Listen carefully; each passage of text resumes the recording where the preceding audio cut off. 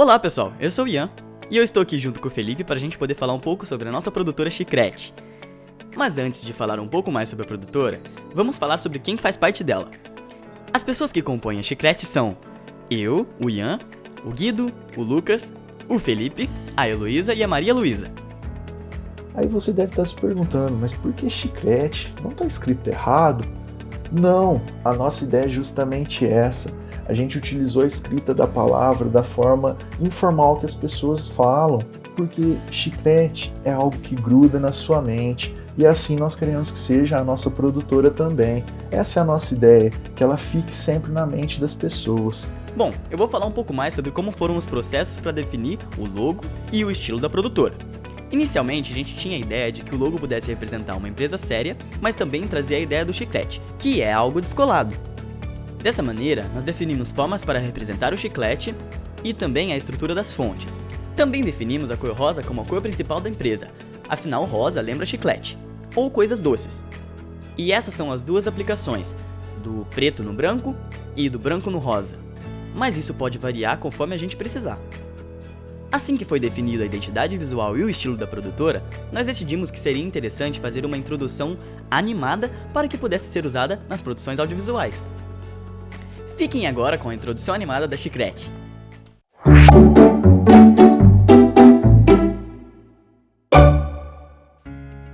A nossa produtora, ela teve proposto que fizesse um documentário a respeito da pandemia do coronavírus, sobre a doença, o Covid-19. E pra gente foi proposto que a gente falasse do início, o antes da quarentena, da primeira morte, o como tudo começou. O nosso documentário, ele aponta e se baseia nesse período que é entre janeiro, fevereiro e o comecinho de março, onde ainda não existia quarentena e também não tinha sido confirmada nenhuma morte, onde haviam apenas suspeitas e uma ou duas pessoas com a doença confirmada. E é justamente esse período, que ele é meio nebuloso, que nós desenvolvemos o nosso documentário. Por que eu digo que ele é nebuloso? Porque é quando as informações estavam colidindo com boatos, isso gerando nas pessoas um desespero, um medo, uma tensão, algo que não era o ideal para o momento. Assim decidimos que o nome do nosso capítulo deveria ser O Primeiro Contato. Afinal, era o primeiro contato que tínhamos com informações, com boatos, com o próprio vírus e com o caos popular. E dessa forma, a gente buscou, através de muitas reuniões, a gente fez uma coleta de materiais. Esses materiais consistem em quê?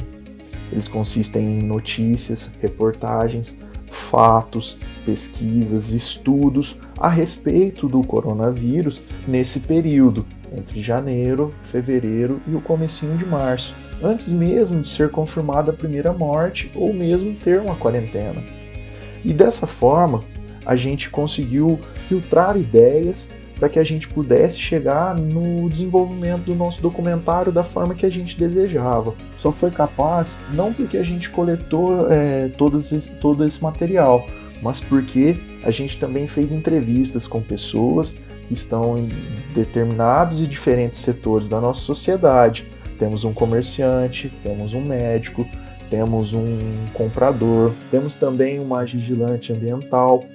E todas essas informações que nós adquirimos através das entrevistas, através da coleta de materiais, nós conseguimos compilá-las em um documentário, onde vai mostrar como que foi esse período bem tenso, onde gerava medo, onde o pessoal ficava preocupado, onde o pessoal estava ali inseguro do que ia acontecer, justamente por aquilo que eu falei. As informações colidiam com boatos, você não sabia o que era verdade e o que não era verdade. E por isso a gente desenvolveu esse documentário.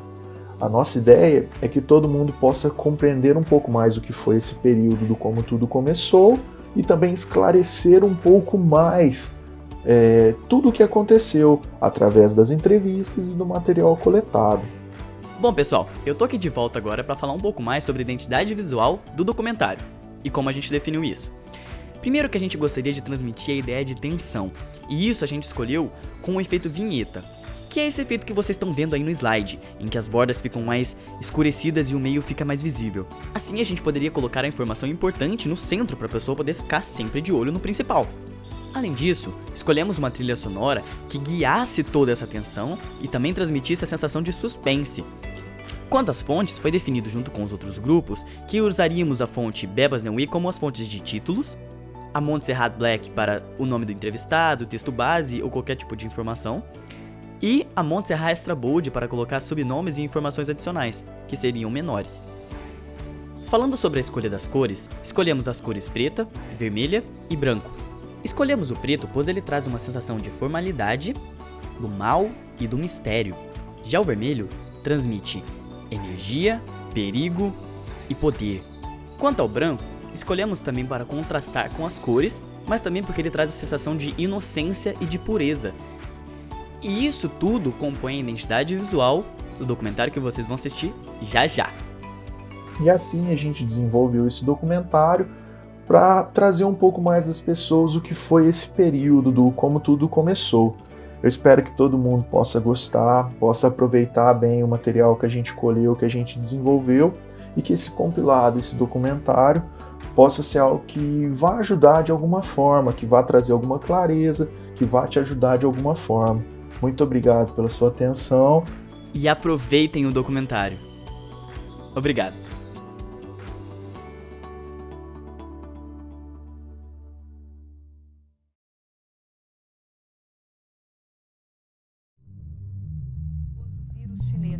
Os cientistas chegaram à conclusão que o novo doença tipo de pulmonar que causa coronavírus febre, tosse e dificuldade de respirar teve os primeiros casos registrados ainda em dezembro de 2019.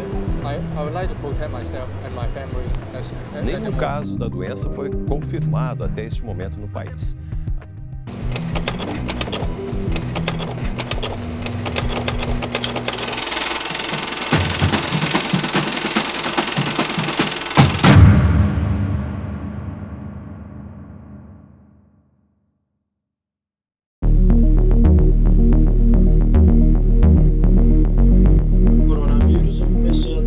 Conhecimento deste vírus no final de dezembro, mais ou menos, mas a gente não dá muita importância, porque como se fosse o caso da dengue aqui no Brasil, que lá fora eles nem ligam.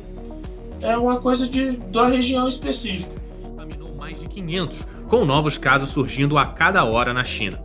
O vírus se espalhou para outros países asiáticos, como Japão, Tailândia e Coreia do Sul, e também alcançou outros continentes. Logo então o vírus começou a se alastrar para outras regiões na China, logo começou a tomar conta da Europa, até então não existia caso nenhum confirmado no Brasil. Passado o carnaval comecei a ver na internet, nas mídias sociais, como estava a situação na Europa, o caso da Itália, depois dos Estados Unidos. O dia que mais sofre com a pandemia, o único movimento que se vê nos últimos dias é o de caminhões do exército levando vítimas para serem cremadas em outras províncias. E meu fluxo aqui de cliente na loja, de venda, começou a dar uma queda. Muitos clientes me dão uma procura muito grande por borrifador, dispenser de álcool em gel, todo mundo já querendo uma máscara, uma luva. Não vão faltar produtos no estado. É uma corrida às compras. Os mais de 30 caixas desse supermercado na zona leste de Porto Alegre têm se mantido lotados nos últimos dias. O entra e sai de clientes não para. Infelizmente eles conseguiram, porque teve muita gente que foi até as gôndolas ali e já não tinha mais álcool gel. Uma verdadeira corrida em busca de coisas que muitas vezes já temos em casa. Melhores dias do ano para o setor. Resultado, alguns produtos como o papel higiênico, por exemplo, desapareceram das prateleiras. O mesmo aconteceu com alguns produtos de limpeza, o pão de forma e até com o arroz e feijão. Tem aqui! Vamos acordar, gente! É epidemia! É epidemia! Vocês estão loucos! Olha o tanto de gente que tem aqui! Vocês estão comprando coisa mais do que a necessidade! A montagem era muito fácil, assim, só de você estar perto, de você tocar a mão, a pessoa já estava contaminada.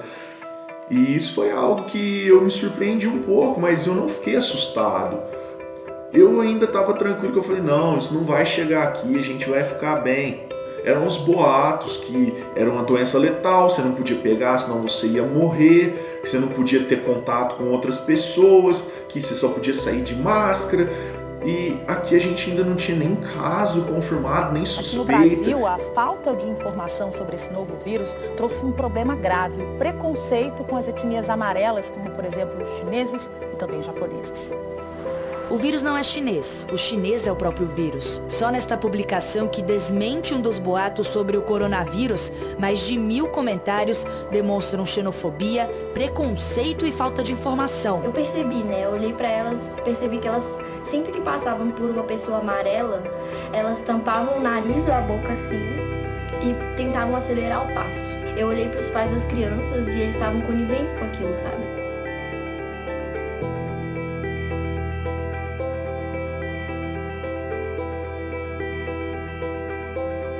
E esses boatos minaram muito a população, porque o pessoal começou a ficar desesperado, começou a fazer compras totalmente fora do comum, comprando coisas que iam durar para 6, 7 meses, estavam fazendo numa única compra. Por volta de fevereiro, a gente estava fazendo uma compra que é para durar o semestre na faculdade, de materiais como luvas descartáveis, de procedimento, luvas cirúrgicas, máscaras, álcool em gel. Tudo isso para os cursos que são voltados para a área da saúde, que precisa ter um cuidado a mais. E o fornecedor, em contato com a gente, ele falou: olha, vocês têm certeza que vão comprar só essa quantidade? Porque a partir da semana que vem tudo vai mudar. E realmente, na semana seguinte, em fevereiro, as coisas já começaram a ficar mais caras. Agora, além de estar mais caro, a gente só podia comprar uma certa quantidade. E isso foi algo que pegou muito, porque a gente começou a correr muito atrás disso. Era respiradores, máscaras, luvas de procedimento, luvas cirúrgicas, álcool em gel, aparelhos para respiração, e estava tudo muito difícil de comprar.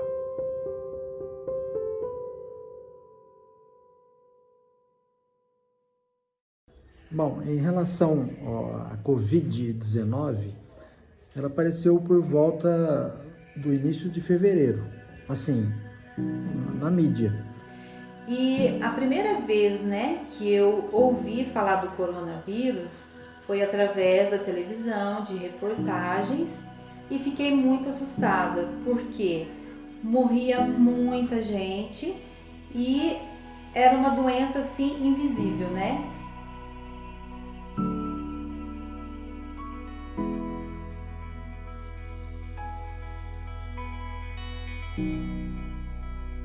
Então, fevereiro ainda não tinha um número expressivo aqui no Brasil, tanto que o carnaval passou assim, batido com alguns casos esporádicos, mas depois que explodiu bastante. Esse coronavírus, ele já na verdade já existe, o vírus. Apareceu esse novo coronavírus, parece que isso daí deu uma entrada na China, né? Previsto milhões assim de óbitos. Existem essas outras crises que tiveram, assim, tipo a gripe espanhola, que também teve bastante de óbito. O poder de transmissão desse vírus, ele é muito grande. Você vê que 5% da população não sabe que tem o vírus. Ele é um portador assintomático. Ele porta o vírus e não sabe que está transmitindo. Em torno de 80% da população tem essa virose, e esse 80% também passa como uma gripe comum, não tem um sintoma assim importante. Em torno de 20% vai internar e 5% vai para UTI com óbitos. Essa semana, uma mulher chinesa foi colocada em quarentena. O primeiro caso de Covid-19 registrado no Brasil. Da Norte. Ela respira com a ajuda de aparelhos, apresenta febre alta e também tem suporte para ajudar na circulação sanguínea. O Brasil prevê alta expressiva de casos do Covid-19 nas próximas 3 semanas. O governo afirma que a última saída será a quarentena.